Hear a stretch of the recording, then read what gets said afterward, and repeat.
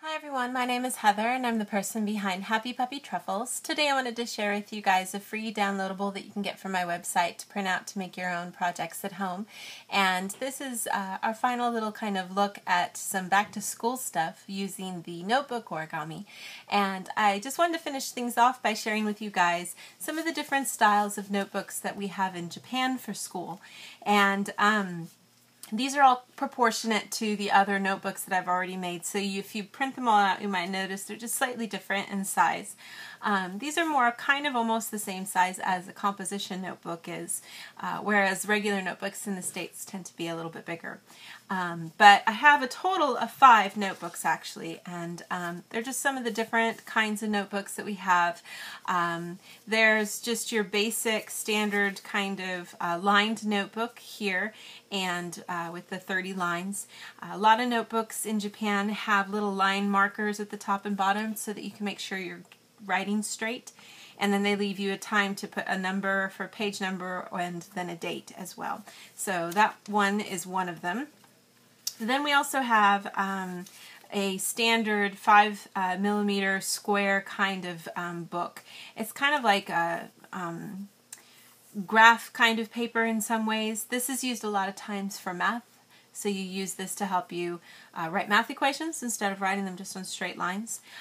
This is for like 4th, 5th, and 6th grade, and earlier years are a little bit bigger. So this one's just got that basic kind of grid of paper there for you. And then there's also a spelling notebook, an English spelling notebook. That's another common thing, with the little alphabet there as a key, and then just your standard lines, the 2 lines, and then the red is the bottom line, and then the blue is a guide for when you're writing Y's and J's and such. It's pretty common to learn penmanship in Japan. People here have beautiful penmanship. They all write exactly like the book, so there's not much differentiation in terms of handwriting, which is kind of weird. So that's definitely something they start learning. And then the other 2 are unique in the sense that they open backwards according to what we think of things. You open from left to right instead of right to left. So this is actually the front here. And this is just a jujo, which is a blank notebook for you to draw and color in. So instead of using loose leaf paper at school, you use these to kind of, doodle, have fun like that. Has stickers in it too. Tells you here you can write nannen, nankumi, and namae. So nannen is like your grade, and the class that you're in, and then your name. And there's the stickers right here. They're not real stickers, of course, but then you have the rest of the pages to have fun with. And then on the back is where the QR code is, and some other things too. So it looks kind of confusing. It's hard to tell which one's the front or the back, but the one that has a QR code's the back. So, and then this one here is one for practicing writing kanji, and it says here kanji renshu cho. So it's a notebook that helps you practice writing kanji. And the lines, there's little squares. You write 1 kanji in each square, and then the little line that's to the side, to the left there, is used for writing out how to say the kanji if you need to be reminded of how to say it. And we use hiragana and katakana for writing that out. So, or mostly hiragana for kanji. So it's kind of a common way to practice writing Japanese kanji. And then this is more the same kind of thing here for the date. This is nangatsu nannichi, so it's what month and what day, and then any other information like page number or something there. So I'm going to show you guys how to make this really quick. And it's just, I've been doing this I know a few times, but you start with the pattern side facing down. Go ahead and fold it in half. Then fold it in half again.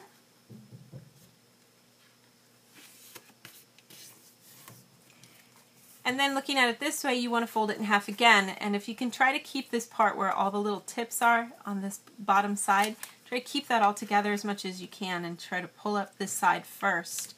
Smooth it out. It helps keep things together a little bit. Open everything up. And then I'm just going to go ahead and cut straight across the middle here, right to the center. Go ahead and cut just a little beyond if you need to. Better to be a little long than a little short.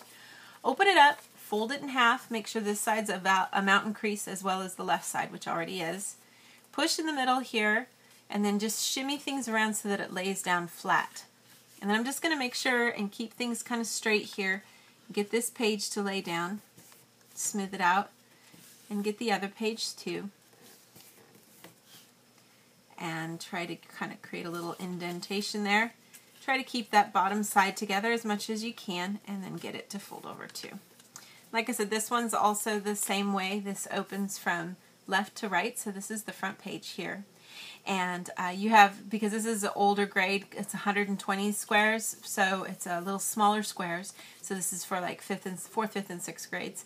So you'd put non-nen, what year you are, non-kumi, what class, and then your name here. So just kind of a standard thing. For all the different kinds of notepads that we have, and this is really a common color theme. They're usually a pastel color with a darker binding that's just like a binding tape, so that these kind of open full out. There's no spiral binding in the way or anything like that. No 3-ring binders or anything to get in the way of working. So that part's kind of nice. And usually we put a shitajiki, which is like a piece of plastic piece of kind of square piece of plastic that's the same size as these notebooks. You put that under each page so that you can make sure that every time you write, it's nice and crisp and clean. So lots of different things you got to have when you're here.